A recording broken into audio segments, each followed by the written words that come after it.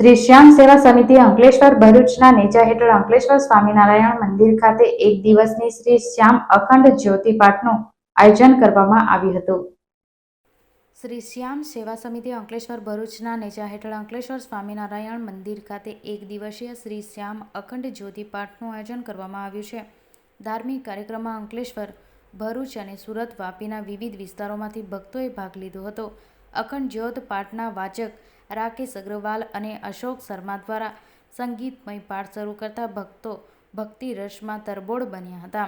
અખંડ જ્યોતિ પાઠ દરમિયાન કોલકાતાના બાબા ખાતુ ઉપર આધારિત ભજન, કીર્તન, નૃત્ય, નાટક રજૂ કરવામાં આવ્યું હતું, જેનો ભક્તોએ ભરપૂર આનંદ માણ્યો હતો.